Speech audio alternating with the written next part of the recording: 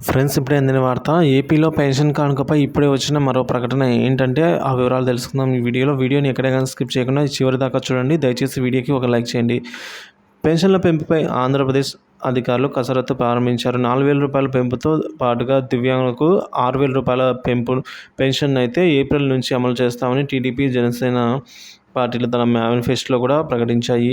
ఇక పెన్షన్ అనేది జూలై 1వ తేదీన అందిస్తామని చెప్పేసి చంద్రబాబు ప్రకటించారు. దీంతో అధికారులు కసరత్తు ప్రారంభించారు. ప్రస్తుతం రాష్ట్ర వ్యాప్తంగా 65,30,000 మందికి పెన్షన్ దారులు అయితే ఉన్నారు. సో వీరి కోసం ప్రతి నెల 1939 కోట్ల రూపాయలను ప్రభుత్వం విడుదల చేస్తోంది.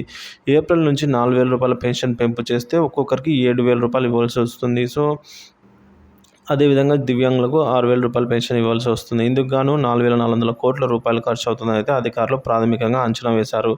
అదేవిధంగా ఆగస్టు నుంచి అయితే నెలకు 2,800 కోట్ల రూపాయల వ్యయం అవుతుంది ప్రతి నెల అని అయితే అధికారులు తేల్చారు. ఈ మేరకు ప్రభుత్వానికి రిపోర్టు చేయనున్నారు. రాష్ట్ర వ్యాప్తంగా 8 లక్షల మంది దివ్యాంగ పెన్షన్దారులు ఉన్నారు. వీరు ప్రస్తుతం 3,000 రూపాయల పెన్షన్ తీసుకుంటూ ఉండగా వీరికి పెన్షన్ను 6,000 రూపాయలకు పెంచుతామని కూటమి నేతలు ఎన్నికల మేనిఫెస్టోలో హామీ ఇచ్చి ఉన్నారు.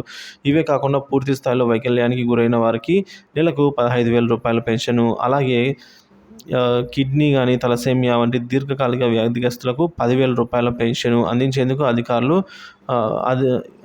అయితే అర్హుల వివరాలను సేకరిస్తున్నారు. ఎస్సీ, ఎస్టీ, బీసీ, మైనారిటీ వారికి 50 ఏళ్లకే పెన్షన్ అమలు చేస్తామని ఉమ్మడి మేనిఫెస్టోలో ఈ మేరకు ప్రకటించి ఉన్నారు.